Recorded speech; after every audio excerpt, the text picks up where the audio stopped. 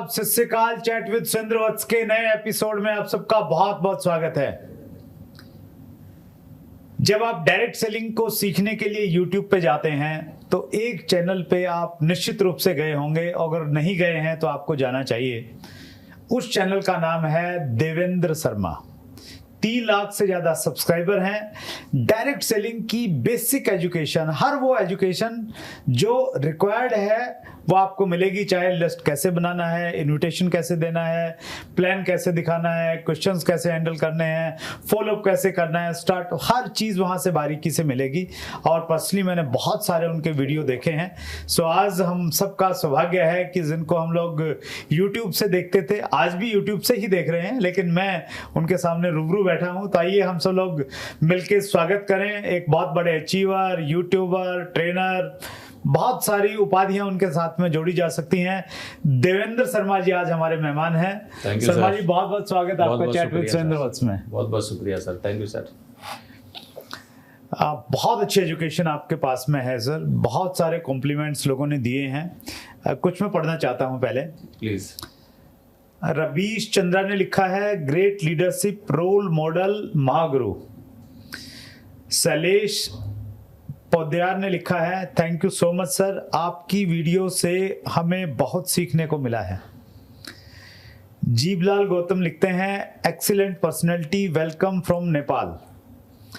बुद्धाराम लिखते हैं, legend of network marketing.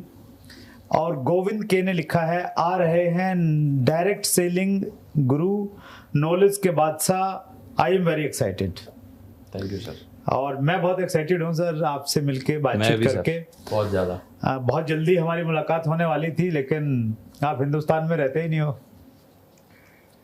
I am very excited sir, आपके सामने बैठ के और सुरेंद्र वत्स जो चैनल है इस पर आके। और मुझे बहुत खुशी है कि मैं आपके सामने रूबरू बैठा हूँ, क्योंकि जितनी भी लगभग आपने इंटरव्यू डाले हैं, जिस भी किसी का भी इंटरव्यू हो, यदि वो सुरेंद्र वत्स के चैनल पे आ गया तो इसका मतलब मैं तो पक्का देखता ही देखता हूँ। तो मैं इस चैनल का एकदम फैन हूँ।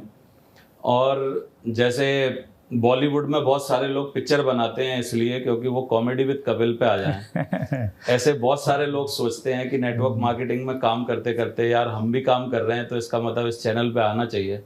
तो मैं बहुत सौभाग्यशाली हूँ सर जो आपके सामने बैठा हूँ, और आपके सामने बैठ के थोड़ा सा नर्वस भी फील कर रहा हूँ। बहुत सारे लोग मेरे को बोलते हैं कि गुरु हैं और ये बताएंगे, लेकिन मुझे लग रहा है मैं चाहता था ज़िंदगी में कि मैं नौकरी का इंटरव्यू दूं, लेकिन भगवान ने ऐसा मौका नहीं दिया कि कभी नौकरी का इंटरव्यू दे पाऊँ। लेकिन डायरेक्ट आप ही के सामने इंटरव्यू दे रहा हूँ। ज़िंदगी का पहला इंटरव्यू है।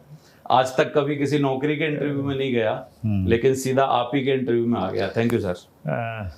मैं बहुत, जब मैं यहाँ बैठता हूँ ना देवेंद्र जी सीट पे, मैं बिल्कुल एकदम स्टूडेंट की भूमिका में रहता हूँ, और उसी भूमिका में हूँ मैं। मानता है सर आपके सामने बैठा हूँ।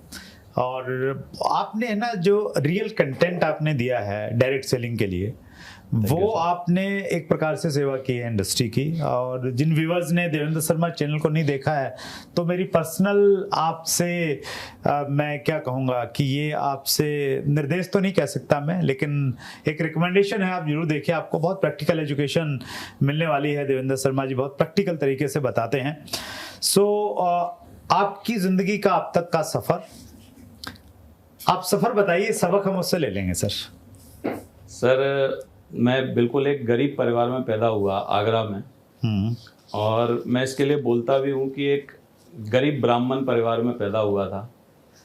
और ब्राह्मण के बारे में ऐसे बोला भी जाता है, मेरी बहुत सारी ट्रेनिंग में मैंने बोला है कि जब भी गरीब ढूंढना हो तो कोई भी स्टोरी राइटर ना ब्राह्मण ढूंढ के लेके आ जाएगा। सही है। और अमीर ढूंढना होगा तो साहूकार, बनिया, जमींदार, सेठ जी।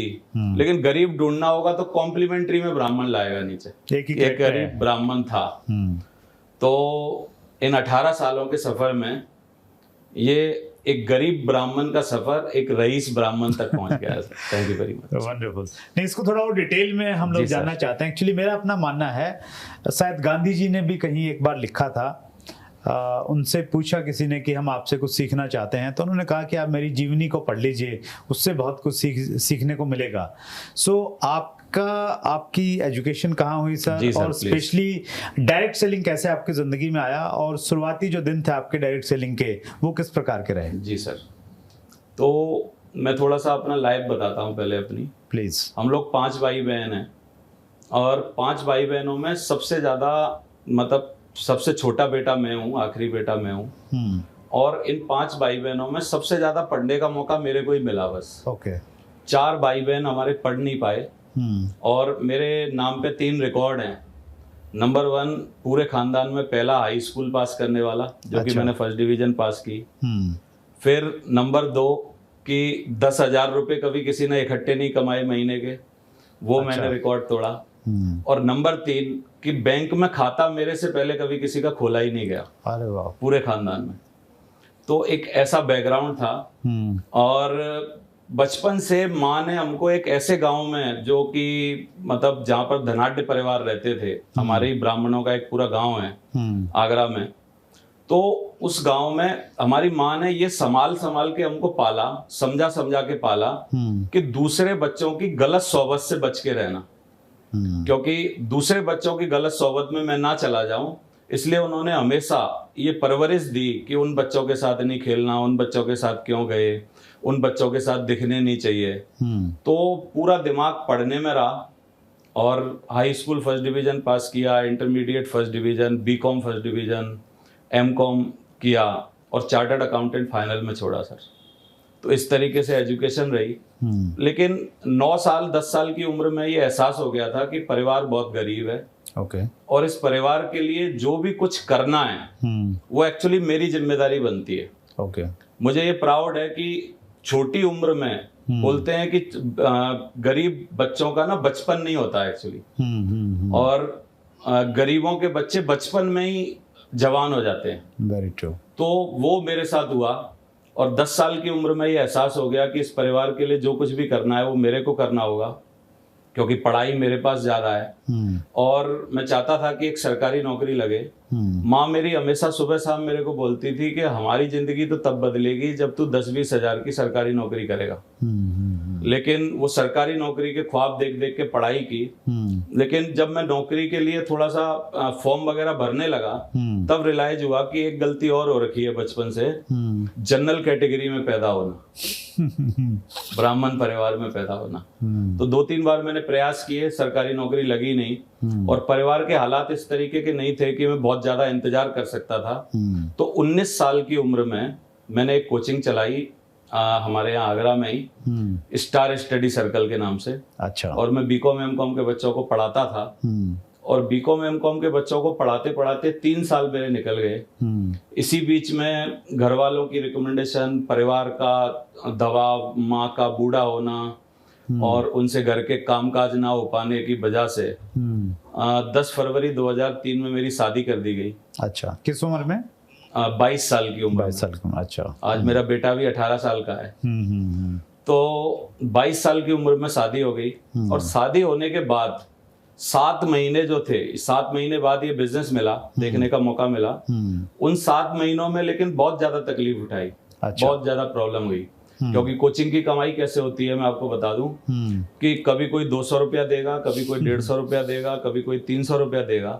अगर किसी दिन गलती से 4 बच्चों की फीस आ गई, तो उस दिन तो हमसे ज्यादा पैसा वाला कोई होता ही नहीं था उस टाइम। तो और हम लोग बोलते थे बच्चों को, उनकी ठोड़ी में हाथ डालते थे, बेटा अपने पापा को बोलना 10 दिन ऊपर हो गए हैं, आपकी फीस आनी है। तो बच्चा इतनी जल्दी बोलता नहीं था घर जाके, वो बोलता था 10 दिन बाद, और फिर उसके पिताजी सोचेंगे और 10 दिन बाद, और वो फीस आएगी हमारे पास और 10 दिन बाद। तो ये हालातों से मैं एक्चुअली तंग आ गया था, और मैं कुछ ढूंढ रहा था कि भगवान कुछ ऐसा मौका दे जिसमें कि पैसे ना लगाने पड़ते हो, दम कितनी भी लगानी पड़ती हो, मेहनत कितनी भी करनी पड़ती हो, जान कितनी लगानी पड़े, भागना कितना पड़े, पसीना कितना बहाना पड़े, काम कुछ भी करना पड़े। और आई वॉज वेरी टैलेंटेड कि मैं पढ़ाई में मैं सोचता था आसपास के इलाकों में जितने लोग कोचिंग पढ़ाते थे उनकी कोचिंगों को भी मैंने बंद करवा दिया था। अच्छा। इस तरीके से मैं पढ़ाता था। और मैं जब एमकॉम बीकॉम के क्वेश्चन आंसर निकालता था तो मैं मतलब क्या है ना, कॉपी किताब बंद करके उसको भेज देता था कि ले जा, अगर आंसर ना मिले तो कल से ये शटर बंद कर दूंगा। इस तरीके का मेरा कॉन्फिडेंस रहता था। तो आई वॉज वेरी ब्रिलियंट। मुझे लगता था कि यार मैं क्या कर रहा हूँ। और 28 सितंबर 2003 संडे के दिन मेरी किस्मत जागी और मुझे मौका मिला नेटवर्क मार्केटिंग इंडस्ट्री में दाखिल होने का। और मैंने उस दिन कुछ नहीं सोचा, बस मुझे बैठे बैठे ये लग गया था कि ये प्लान मेरे लिए है। और बस मैंने अपने बिलीव के लिए ये पूछा था कि यार ये ऐसे जो बता रहे हो, क्या इससे वास्तव में पैसे आते हैं? तो मेरे एक सीनियर ने मुझे पासबुक दिखाई, अच्छा, बैंक की पासबुक दिखाई, SBI बैंक की, और उसमें खाते में पैसे आ रहे थे। मैंने कहा फिर मेरा फॉर्म भरो भाई। अभी मैंने कहा ये काम मैं करूंगा किसी भी कीमत पे। और तब से लेके अब तक लगातार कर रहा हूँ। मेरी पूरे इन 18.5 सालों के पीरियड में कोई भी 3 दिन ऐसे नहीं है जब मैंने इस बिजनेस से छुट्टी ली हो। अच्छा, क्या बात है। या ये काम ना किया हो, या मैं मायूस हुआ हूँ, या मैं घर जाके बैठा हूँ, या मैंने कोई बहाना बनाया। और मुझे गर्व है इस बात को, मेरे सीनियर भी देखेंगे ये वीडियो, कि कभी भी मेरे सीनियर्स ने आज तक मेरे को ये कह के मोटिवेट नहीं किया कि बेटा तू काम क्यों नहीं करता यार। कभी कभी मेरे सीनियर्स ने ये कहा इतना क्यों करता है, थोड़ा आराम आराम से किया कर। Wonderful. That's तो इस तरीके की मेरी जर्नी रही है आपका। देखिए आज आप एक बहुत बड़ा नाम है, बहुत बड़ा ब्रांड है देवेंद्र जी, लग्जरी लाइफ आप जी रहे हैं, इसमें कोई दो राय नहीं है। लेकिन स्टार्टिंग जो फेज था आपका, पहले 6 महीने कुछ याद है क्या हुआ था? पहले 3 साल बहुत बुरे थे इस बिजनेस के, क्योंकि उस टाइम हम ये सब नहीं समझते थे कि हमको कोचिंग कितनी जल्दी बंद करनी चाहिए, या कोई घर में रिसोर्स होना चाहिए कि नहीं। मैं इस माध्यम से व्यूअर्स को बताना भी चाहता हूँ कि इस बिजनेस में कभी भी अपने हालात देखने के बाद डिसीजन लीजिए आप। कई लोग इस बिजनेस में बहुत ज्यादा अच्छे हालात नहीं होते और बहुत जल्दी इसको फुल टाइम करना चालू कर देते हैं, और इसी बिजनेस के बोझ के कारण वो फिर बाद में बैठ जाते हैं। Very true. तो इतना बोझ भी ना ले लो शुरुआत में कि इसकी वजह से ही आपको बैठना पड़ जाए। तो हमने शुरुआत में एक बहुत अच्छी गलती की, जो अच्छी भी थी और बाद में तकलीफ का कारण भी बनी, कि हमने इस बिजनेस को देखने के बाद मैंने 3 महीने के अंदर ही मेरे कोचिंग बंद कर दी। अच्छा। और जब मैंने कोचिंग बंद की तो जो 7-8-10 हजार रुपए मेरे को आते थे कोचिंग से, वो आने बंद हो गए। और घर की कोई भी कमाई का मेरे अलावा चवन्नी भी कहीं से आती नहीं थी घर में। तो वो जो 3 साल थे, उन 3 सालों में मैं काफी बार ऐसा भी मौका मिला, ऐसा भी हुआ मेरे साथ। मैं जरूर बताना चाहता हूँ इस चैनल के माध्यम से कि लोग मतलब मोटिवेट हों इस बात से। और मैं इसलिए नहीं बता रहा कि मैं अपने हालात बता रहा हूँ, मैं इसलिए बता रहा हूँ कि अगर किसी ऐसी स्थिति से गुजर रहे हो तो आप इसमें ढांढस बना पाओ। तो कई बार ऐसा हुआ मेरे घर में कि मैं 5 किलो आटा काली पॉलिथीन में लेके आया अपनी बाइक पे। अच्छा। और हमारा परिवार इतना बड़ा था कि वो 5 किलो आटा 2 टाइम चलता था, फिर तीसरी बार अलग से लाना पड़ता था। लेकिन मैं यहाँ एक बहुत इंपॉर्टेंट चीज बताना चाहूंगा कि काफी लोग इस स्थिति में आने के बाद टूट के ये करते हैं कि वो कुछ और करने लगते हैं। तो यदि आप इसी ऐसी स्थिति में फंसे हो, तो मैंने क्या सोचा, जो मैं अब मेरी खुद की राय थी, मैंने सोचा कि मैं यदि 10,000 रुपए परिवार चलाने के लिए कोई और काम करके कमाऊंगा तो मैं अपने इस बिजनेस को बड़ा नहीं कर पाऊंगा। और यदि इस बिजनेस को बड़ा करके 10,000 रुपए कमा लूं तो ये बिजनेस मेरा बाद में मेरे को 10,000 से और बहुत ज्यादा दे सकता है। तो मैंने अपना पूरा वक्त इस बिजनेस को बड़ा करने के लिए लगाया। थोड़ा सा टाइम लगा, 2-3 साल लगे मेरे को स्ट्रगल में। और वो 3 साल के बाद जब मेरे फिर लगातार चेक आने चालू हुए, तब से आज तक कभी बंद नहीं हुए। That's great. तो आपकी कहानी से हम लोग ये सबक ले सकते हैं, और जो आपने पर्टिकुलर हाईलाइट भी किया इस मैसेज को, कि हमारी जो कंडीशन क्या है उसको देख के हम लोग डिसाइड करें। और इसलिए ये कहा जाता है डायरेक्ट सेलिंग में कि कोई भी डिसीजन अपने मन से मत करो, प्रॉपर अपलाइन से काउंसलिंग करो। और वो अगर कहते हैं कि आपको फुल टाइम करना चाहिए तो करो, और वो कहते हैं कि रुकना चाहिए तो फिर जल्दबाजी नहीं करनी चाहिए। जी सर। वंडरफुल सर, बहुत अच्छी इंस्पायरिंग स्टोरी है आपकी देवेंद्र सर। व्यूअर्स के बहुत सारे क्वेश्चंस हैं, बहुत बड़ी लिस्ट है, मैंने काट छाट की है उनमें, तो एक एक करके लेता हूँ, फास्ट लेंगे हम लोग। सबसे पहला क्वेश्चन है पवन गौरी का, डायरेक्ट सेलिंग में ट्रेनिंग की भूमिका क्या है, और ट्रेनिंग में मोटिवेशन के अलावा क्या चीजें होनी चाहिए जिससे हर डायरेक्ट सेलर इस इंडस्ट्री के प्रति एजुकेट तरीके से काम कर सके? पवन जी का, पवन गौरी जी। पवन गौरी जी, मैं आपको ये बताना चाहता हूँ और भी व्यूअर्स को ये बताना चाहता हूँ कि बड़ा इंपॉर्टेंट और अच्छा क्वेश्चन आपने उठाया है। मेरे को ऐसा लगता है कि ये बिजनेस एक्चुअली एक कॉन्सेप्ट पे बेस्ड है, सीखो, सिखाओ और कमाओ। वाह। सीखो, सिखाओ और कमाओ। तो एक्चुअली सीखो इसका फर्स्ट स्टेप है। तो ट्रेनिंग की भूमिका इस बिजनेस में बहुत ज्यादा है। और हमारे यहाँ तो एक डायलॉग है, मैं तो खास बोलता हूँ स्टेज से हमेशा कि नो ट्रेनिंग नो सक्सेस।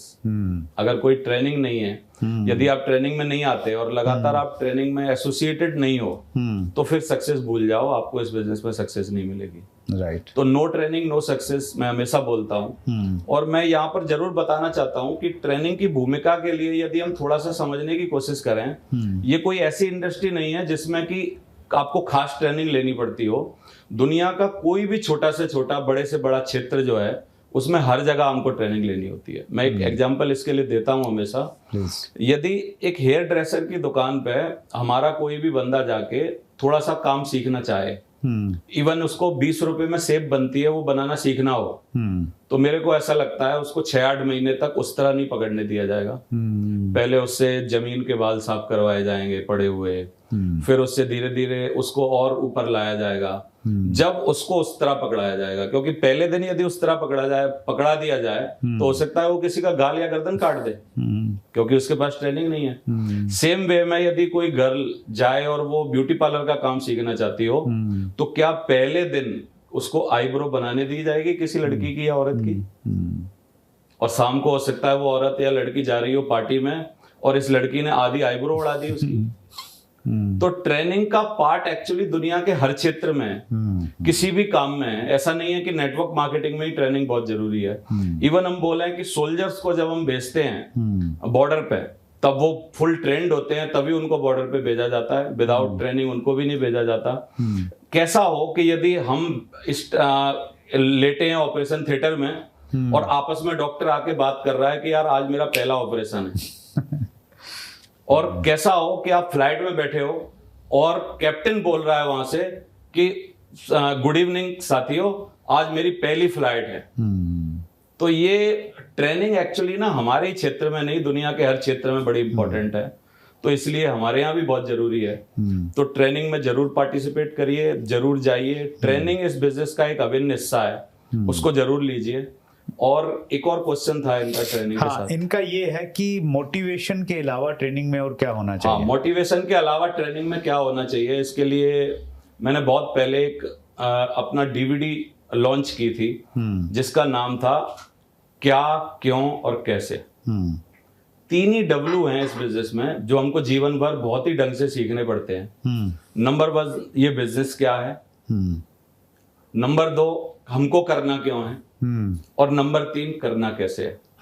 और यदि इसका मैं परसेंटेज बताऊं तो 5% है कि ये बिजनेस क्या है, और 80% है कि ये बिजनेस मेरे को करना क्यों है, और 15% है कि ये बिजनेस करना कैसे है, इसकी टेक्निक से। वंडरफुल। तो यदि ये 3 W का हम लोग ध्यान रखें और इसी बेस्ड पर हम लोग बार बार लोगों को ट्रेंड करें, सिखाएं और समझाएं। और सीखने के ऊपर साइकोलॉजी ये बोलती है कि यदि कोई सीखना चाहे तो सीखने के बाद करने के लिए उसको 60 बार किसी बात को सुनना पड़ता है, तब वो एक्शन में कन्वर्ट होता है। इसलिए हम लोग बार बार बोलते हैं कि वीकली ट्रेनिंग में आइए, हमेशा जब भी ट्रेनिंग होती है उसमें आइए। कई लोग 2-3-4 बार ट्रेनिंग लेने के बाद, आजकल के जो सोफिस्टिकेटेड पढ़े लिखे नए बच्चे हैं, वो बोलते हैं मेरे को आता तो है। बात आने की नहीं है, बात है आपके जहन में जाके उसको आपके एक्शन में लाने की। और साइकोलॉजी बोलती है 60 बार यदि आप किसी बात को लगातार सुनते हैं तब वो आपके एक्शन में आ पाती है। That's great, thank you sir. Wonderful sir.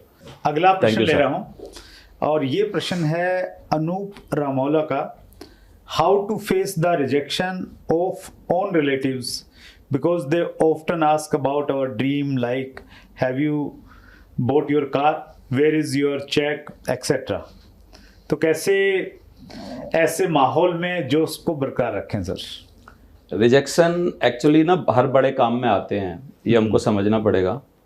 और खास करके रमोला जी ने बोला कि रिलेटिव्स के रिजेक्शन है, एक्चुअली मैं एक बात जरूर बताता हूँ, वो ध्यान से आप सुनिए रमोला जी और सारे व्यूअर्स, कि हमारी ये जो मुट्ठी है ना, इसमें 5 ही जो लोग हैं जिनकी हमको चिंता करनी है। नंबर 1 भगवान, राइट। नंबर 2 हमारे माँ बाप, नंबर 3 पत्नी और बच्चे, नंबर 4 पर है यदि आपका अच्छा दोस्त है कोई 1-2, और आपके भाई बहन। यदि भाई बहन नहीं है तो दोस्त, दोस्त है तो भाई बहन, और दोनों हैं तो आप बहुत ही ज्यादा मतलब लकी हैं, शुक्रगुजार हैं भगवान के लिए। और नेटवर्क मार्केटिंग में ही ये मुट्ठी पूरी होती है। और 5वां है आपका अपलायन। ये नेटवर्क मार्केटिंग के अलावा ना पूरी नहीं होती, यानी रिलेटिव्स तो इस बीच में आते ही नहीं एक्चुअली। तो जो हमारे खास चीजों में आते ही नहीं, शामिल ही नहीं होते, मैं किसी का दिल नहीं तोड़ना चाहता, काफी सारे लोग बहुत अच्छे तरीके से रिश्ते निभाते हैं, लेकिन मैं ये बोलना चाहता हूं कि रिलेटिव, संबंधी, एक्चुअली संबंधी शब्द जो है वो है ही इसलिए कि आप उनके लिए क्या कर सकते हो, और आप कुछ करने वाले बन रहे हो, इसीलिए तो आपको वहां पहुंचना है, इसीलिए तो लोग बोल रहे हैं। और बोलते भी हैं कि यदि लोग पीठ पीछे बड़बड़ा रहे हैं तो हम सही रास्ते पर जा रहे हैं। That's good. तो आप चलते रहिए, कोई भी परेशानी नहीं है, और चिंता मत करिए, इन 5 लोगों की चिंता करिए। और मैं एक लाइन और जरूर इसमें जोड़ना चाहूंगा कि ये मत सोचिए कि बाहर वाला क्या बोल रहा है, आप ये सोचिए कि 5 साल बाद अंदर वाले क्या बोलेंगे। अंदर वाले सही बोलने चाहिए, बाहर वालों की चिंता मत करिए। Wonderful, that's great sir. अगला प्रश्न ले रहा हूं सर नंदर कुमार चंचल का। आपसे हमने बहुत सारी चीजें सीखी हैं, खासकर फॉलो अप करना। मैं पहली बार आपके वीडियो देखकर ही सीख पाया था, और वो अल्टीमेट तरीका है, फील फेल फाउंड। कृपा इनविटेशन समय के हिसाब से कोई तरीका बताएं। तो इन 2 पे बात करते हैं सर हम लोग जी। एक तो पहले हम बात करते हैं इनविटेशन। आज के समय थोड़ी परिस्थितियां शायद बदल गई हैं, सोशल मीडिया आ गया है। तो अगर मैं मानता हूं कि मेरी लिस्ट बहुत बड़ी है, मैंने नाम लिख लिए हैं, अब मैंने किसी को इनवाइट करना है और प्रेजेंटेशन के लिए, तो किस प्रकार से अप्रोच की जाए? सर ये बहुत ही अच्छा क्वेश्चन है, और काफी लोग इस बारे में पूछते हैं बार बार कि सोशल मीडिया के जमाने में कैसे करें, सोशल मीडिया के जमाने में कैसे करें। एक्चुअली जब सोशल मीडिया नहीं था तब हमारे पास एक मोबाइल फोन था, और मोबाइल फोन के थ्रू हम लोगों को अप्रोच करते थे। और मैं हमेशा अपनी ट्रेनिंग में बोलता हूं कि कुछ काम ऐसे हैं जो कि कभी मोबाइल फोन पे या इंटरनेट पे नहीं किए जा सकते, जैसे बाल कटवाना, हमें अपने डेंटिस्ट के पास जाके दांत उखड़वाना, या दांत में कोई प्रॉब्लम है तो सही कराना।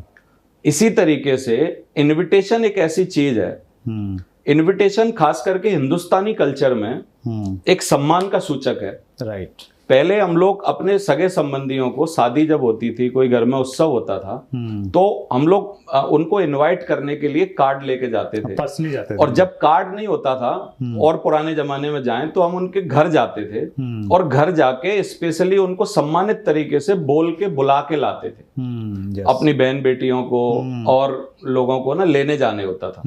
लेकिन आजकल के जमाने में इतना फास्ट फूड हो गया है, सब कुछ फास्ट तरीके से हो रहा है कि अब कार्ड भी व्हाट्सएप पे बनने लगे, इनवाइट भी लोग व्हाट्सएप पे करने लगे। तो ये सब कुछ जो है, अगर हम सोशल मीडिया के हिसाब से ही देखेंगे तो एक्चुअली होगा नहीं। लेकिन मैं सहमत हूं इस बात के लिए कि आप अप्रोच कर सकते हैं सोशल मीडिया के थ्रू, लेकिन फिजिकली आपको जाके इनवाइट करना, प्रॉपर वे में थोड़ा उनके साथ बैठना, क्या किस वजह से आपकी कंसर्न क्या है, किस वजह से आप आए हैं, क्या कारण है, उस वजह से उनको बुला के लाना, मेरे को लगता है ज्यादा अच्छे तरीके से कोई आ सकता है। और ये फॉर्मेलिटी है, आजकल तो बोला जाता है 3 दिन पहले व्हाट्सअप कर दिया जाता है कि हमारे यहाँ शादी है, आप आ जाना। अब आप देखो कि 3 दिन में उसकी पैकिंग होगी नहीं, उसका रिजर्वेशन होगा नहीं, उसको एक्चुअली आप बुलाना ही नहीं चाहते थे, आपने तो सिर्फ उसको व्हाट्सएप कर दिया क्योंकि आपकी लिस्ट कम थी, 50 लोगों को बुलाना था, और 200 लोगों को व्हाट्सएप किया, और जो बाद वाली लिस्ट थी उसको व्हाट्सएप तभी किया क्योंकि उनको बुलाना ही नहीं था, एक्चुअली उनके आने का समय ही नहीं दिया। सही समय अगर क्या होता था, पहले महीना सवा महीना पहले अपनी बहन या बेटी को बुलाने जाना होता था जब आपके घर में कोई कार्यक्रम होता था। तो इनविटेशन एक खास करके हिंदुस्तानी परिवेश में एक सम्मान का सूचक है। इनवाइट करना एक कलाकारी है, एक अदा है। और इनवाइट करने में आधा काम तो आपका फिजिकल मिलने से ही हो जाता है। तो आप फिजिकल मिलिए, आज के समय को मत सोचिए, थोड़ा सा जाइए। ये संबंध बनाने का बिजनेस है, रिलेशन नेटवर्क मार्केटिंग है, ये रेफरल मार्केटिंग है। एक्चुअली ये अगर सिर्फ ऑनलाइन ही सब कुछ हो जाता तो फिर नहीं हो ऑनलाइन नहीं हो पाएगा। और अगर आप ये कॉपी कर रहे हैं कि विदेशों में कैसे हो रहा है, तो मैं करीब 22-25 कंट्रियों में जा चुका। मैंने तो हिंदुस्तान की तरह एटीएम पे कहीं भी गार्ड नहीं देखा विदेश में। हिंदुस्तान में एटीएम में गार्ड क्यों होता है? हिंदुस्तान में कुछ अलग है ना, इसलिए एटीएम में गार्ड होता है। बाहर तो कहीं गार्ड नहीं होता। किसी भी, आज तक मैंने किसी एटीएम में गार्ड नहीं देखा। आजकल तो एटीएम ही नहीं होते। अभी हिंदुस्तान में तो हैं, लेकिन यहाँ गार्ड के साथ हैं, क्योंकि हमें डर है कि कहीं एटीएम में आके कुछ उपद्रव ना हो, जिसके लिए हमको गार्ड रखने पड़ते हैं। तो हमको अपना देश देखना होगा, इस देश की भावनाएं देखनी होंगी, देश का कल्चर देखना होगा किस तरीके का है, और उसी अकॉर्डिंग हमको काम करना पड़ेगा। तो आप अप्रोच करिए सोशल मीडिया के थ्रू, बढ़िया है, लेकिन आप फिजिकल इनवाइट करेंगे तो मेरे को लगता है ज्यादा ला पाएंगे। That's great, thank you sir. Invitation मान लेते हमने कर लिया सर, फिजिकल हमने उसको इनवाइट किया, मीटिंग में बुला लिया, प्रेजेंटेशन हो गया। प्रेजेंटेशन के बाद में बारी आती है फॉलोअप की। तो फॉलोअप का सही तरीका क्या है?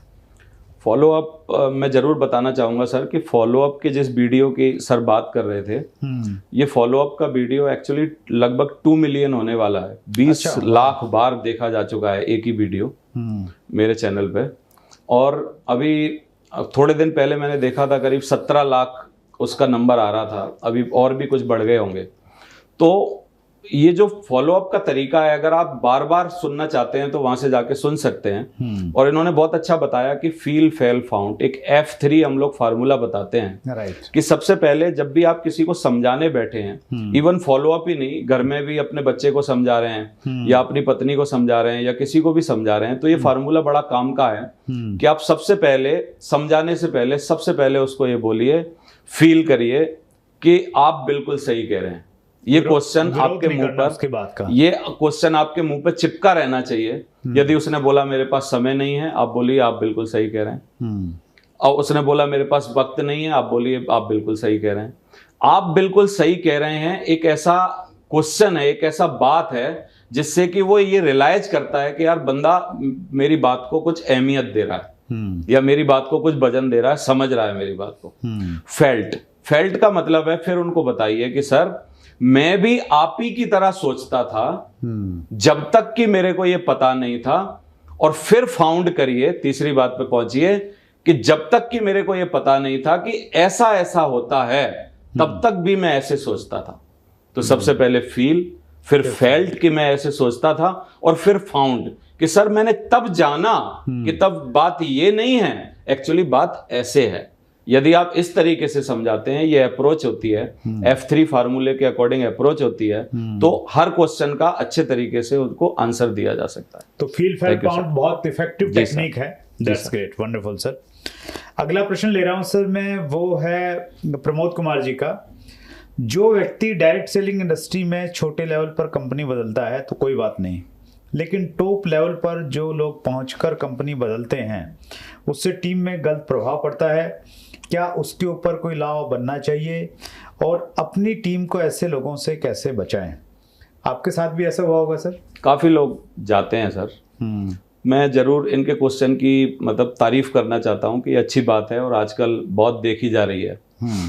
तो मैं सबसे पहले ये बताना चाहता हूं इनको कि ये जो क्वेश्चन है आपका वो वाजिब है, बहुत ही अच्छा है। राइट। और भगवान करे कि इस पे लॉ बने। लेकिन मेरे को ऐसा फील होता है, मेरे को ऐसा लगता है कि ये जो खुद की मर्जी का काम है एक्चुअली, इसमें हम किसी को मजबूर नहीं कर सकते। लेकिन बड़े लेवल पर कोई ना जाए या छोटे लेवल पर कोई ना जाए, उसके पीछे मेरे को सिर्फ एक छोटी सी भावना लगती है कि जल्दी से सफल होने की चाह आदमी को इधर से उधर कूद लगवाती है एक्चुअली। राइट। मेरे को इस बारे में ऐसा भी लगता है कि एक बहुत ही अच्छी बात है, मैंने पढ़ी थी see you at the top, Zig Ziglar की एक किताब है। और वो जिग जिगलर साहब बोलते हैं एक जगह पर, बहुत ही अच्छी बात है जो मेरे जहन में गई हुई है। वो बोलते हैं कि यदि पति और पत्नी अपने बच्चों के लिए सबसे अच्छा यदि कुछ करना चाहें तो वो क्या कर सकते हैं, तो जिग जिगलर साहब बताते हैं कि वो ये कर सकते हैं कि पत्नी पति को प्रेम करे और पति पत्नी को प्रेम करे। क्यों करे? क्योंकि इस प्रेम के कारण उनमें डिवोर्स ना हो और जिससे बाद में बच्चे सफर ना करें। तो ये जो भावना है हमारे बिजनेस में, कंपनी और एक बड़े लीडर या छोटा लीडर जो भी आप समझ रहे हैं, उन दोनों के बीच का एक सामंजस्य है। ये किस तरीके से है? पति पत्नी की तरह है, मेरे को ऐसे लगता है। हम लोग ऐसे कंपनी को पत्नी नहीं बोल रहे, एक संज्ञा दे रहे हैं, एक तरीका बता रहे हैं। तो मैंने तो ऐसे समझा है, पिछले 18.5 साल से मैं एक कंपनी में हूं, क्योंकि हम लोग हिंदुस्तानी हैं। हिंदुस्तान में डिवोर्स नहीं होते, आजकल थोड़े बहुत होते हैं। और हम लोग उस कल्चर से हैं जब हमारे दादा ने, पिताजी ने 60 साल अपनी शादी चलाई, तो हम लोग बहुत ही मतलब मजबूत नींव से निकल के आए हैं। तो 18.5 साल से मैं एक कंपनी के साथ लगातार काम कर रहा हूं, यही मेरा प्राउड है, यही गर्व है। और मैं ऐसे मानता हूं, मैं हमेशा बोलता हूं कि पति पत्नी का संबंध है ये। जब तक पत्नी है तब तक शादी है, जब तक पति है तब तक शादी है, और ये टूटेगी तभी जब इनमें से कोई एक नहीं रहेगा। यदि आपकी कंपनी किसी कारण रही नहीं है तो आप फिर कहीं भी जा सकते हैं, यदि दूसरी शादी अलाउड है आपको। राइट। लेकिन यदि आपकी कंपनी है और कुछ लोग अभी भी वहां पर सफल हो रहे हैं और काम कर रहे हैं, और फिर भी आप लालच के कारण यदि कहीं और जा रहे हैं, इसका मतलब आप जिग जिगलर साहब की बात को मान नहीं रहे। आपके बच्चे परेशान होंगे, यानी टीम परेशान होगी। क्योंकि जिग जिगलर ने बोला है कि बच्चे के लिए यदि पति पत्नी कुछ करना चाहें तो बड़ा इंपॉर्टेंट है कि वो अपनी पत्नी को प्रेम करे और पति अपनी पत्नी को प्रेम करे और पत्नी अपने पति को प्रेम करे, संभाले उसको, क्योंकि बच्चों का बुरा ना हो। तो इसलिए हमको टीम का सोचना चाहिए। That's great. और डायरेक्ट सेलिंग तो सर ये पेशेंस का ही बिजनेस है। अगर कंपनी सही है तो फिर रिजल्ट अगर नहीं भी है अच्छे तो पेशेंस के साथ में काम। दूसरा मैं जरूर बोलना चाहूंगा कि ये कूद लगाने का बिजनेस नहीं है एक्चुअली, ये बहुत बड़ी टीम और एक बहुत ह्यूज नेटवर्क बनाने का बिजनेस है। और यदि आप में कलाकारी है तो आप टीम यहीं बना लेंगे जहां पर हैं, और यदि आपके अंदर ये कलाकारी ही नहीं है तो आप कितनी भी कूद लगा लीजिए, आप टीम वहां भी नहीं बना पाएंगे। That's great, wonderful sir. अंतिम प्रश्न ले रहा हूं शक्ति सिंह जी का। ये बोलते हैं देवेंद्र सर, आपको डायरेक्ट सेलिंग का कौटिल्य कहा जाता है। Thank you sir. वह आपको कुल गुरु माना जाता है डायरेक्ट सेलिंग का। आप एक लग्जरी लाइफ जीते हैं, बहुत सारी लग्जरी कारें आपके पास में हैं, लेकिन एक डायरेक्ट सेलर का सपना होता है कि वो भी एक कार खरीदे। तो किस प्रकार वो इस मुकाम पे पहुंच सकता है? बहुत ही अच्छी बात है, और सपने जरूर होने चाहिए, क्योंकि बिना सपने के आदमी जानवर के समान जिंदगी जीता है। सपने होना बहुत ही जरूरी है। तो मैं इनको जरूर ये बताना चाहूंगा कि सपने long term, actually luxury car जो है वो लॉन्ग टर्म ड्रीम है। और ड्रीम्स को हम लोग जो डिफाइन करते हैं या गोल्स को डिफाइन करते हैं वो 3 तरीके से करते हैं, SML, short term, medium term और लॉन्ग टर्म। राइट। तो लग्जरी कार या घर बनाना एक लॉन्ग टर्म ड्रीम है। तो यदि आप पहले शॉर्ट टर्म ड्रीम और मीडियम टर्म के ड्रीम या गोल आप पहले पूरे कर लेते हैं, देन आप लॉन्ग टर्म ड्रीम पे जाइए, यानी लग्जरी कार पे जाइए। शुरुआत में इस बिजनेस में आने के बाद यदि आप सोचते हैं कि मैं 6 महीने में, 8 महीने में या 1 ही साल में इस बिजनेस में लग्जरी कार तक पहुंच जाऊंगा, तो ये एक्चुअली आपका लालच है, प्रॉपर वे नहीं है। ये आपको कहीं ना कहीं डिमोटिवेट करेगा, प्रॉपर वे नहीं है एक्चुअली ये। मैं अगर अपनी बात बोलूं, मैं अपनी लाइफ के बारे में बताऊं, तो मैंने पहले अपने लिए एक छोटा सा घर खरीदा। किस लिए? क्योंकि मेरे को कार खड़ी करनी थी, क्योंकि मैं ऐसी जगह पे नहीं रहता था जहां पे कार अंदर जा पाए। फिर कार खड़ी करने के लिए फिर मैंने कार खरीदी, लोगन ली और होंडा सिटी ली, और मैं अपने जीवन में इस बिजनेस को करने के 11वें साल में जाके पहली लग्जरी कार खरीद पाया। तो यदि आप में 5 या 10 साल रुकने का पेशेंस है इस बिजनेस में, और आप शॉर्ट टर्म और मीडियम टर्म सारे ड्रीम्स पूरे करके आए हो, देन आप लॉन्ग टर्म ड्रीम पे जाइए, और भगवान करे आप लॉन्ग टर्म ड्रीम पे जाएं और 10-10 लग्जरी कारें खरीदें इस बिजनेस। That's great. मैं इसमें कुछ ऐड करना चाहता हूं देवेंद्र सर। Please sir. एक वर्ड आता है माइक्रो गोल्स। माइक्रो गोल्स मतलब बहुत छोटे छोटे गोल्स। बहुत छोटे गोल मतलब 1 दिन का गोल, 1 महीने का गोल, तो उन गोल्स को अगर हम पूरा करेंगे तो ऑटोमेटिकली जो आपने बताया शॉर्ट टर्म, मिड टर्म और लॉन्ग टर्म गोल अपने आप पूरे हो जाएंगे। सो आप ये कहना चाह रहे हैं कि लग्जरी गाड़ी आएगी, लेकिन उससे पहले हम लोग छोटी गाड़ी का ड्रीम लें, ऐसी गाड़ी लें जिसको फील्ड में दौड़ा सकें, तो वो दौड़ेगी तो फिर बड़ी गाड़ी अपने आप आ जाएगी।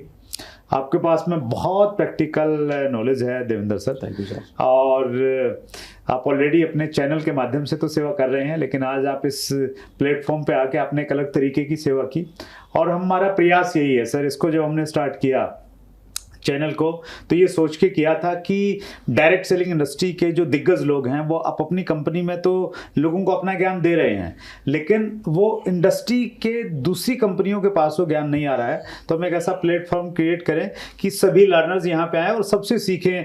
ये नहीं सोचे कि कौन किस कंपनी में काम कर रहा है, उसके प्रोडक्ट क्या है, उसका प्लान क्या है, उसका पे आउट क्या है, बस सीखने पे फोकस करें। और आपने बहुत सारी नॉलेज हमें दी। सो दिल की गहराई से सभी व्यूअर्स की तरफ से बहुत बहुत धन्यवाद, बहुत बहुत आभार। और हमारे इस छोटे से परिवार की तरफ से ये एक छोटा सा उपहार आपके लिए। थैंक यू सर, बहुत बहुत शुक्रिया sir. Thank you sir. Thank you so much. ये थे देवेंद्र शर्मा जी। अगर आपने देवेंद्र शर्मा जी के चैनल को अगर अब तक नहीं देखा है, सब्सक्राइब नहीं करना, तो जरूर करना चाहिए। डिस्क्रिप्शन में भी हम लोग लिंक डालेंगे, उसके माध्यम से भी आप देवेंद्र शर्मा जी के चैनल्स पे जाके उनकी प्रैक्टिकल एजुकेशन वहां पे आप ले सकते हैं। अगले मंगलवार को रात्रि 8 बजे फिर एक बड़ी शख्सियत आपके सामने उपस्थित होगी। कौन होंगे ये जानने के लिए आपको चैनल को सब्सक्राइब करना पड़ेगा, बेल आइकन दबाना पड़ेगा ताकि नोटिफिकेशन आपके पास में आ जाए। इसी प्रकार से अपना प्यार बनाए रखिएगा, अपना ख्याल रखिएगा। बहुत बहुत धन्यवाद। अगर आपने अभी तक chat with Surendra Vats channel को सब्सक्राइब नहीं किया है तो अभी सब्सक्राइब करें और बेल आइकन दबाना ना भूलें, जिससे आपको आने वाली सभी वीडियोस की अपडेट सबसे पहले मिले और हमारी किसी वीडियो को मिस ना करें। वीडियो को ज्यादा से ज्यादा शेयर और लाइक करके अपना प्यार जरूर दें।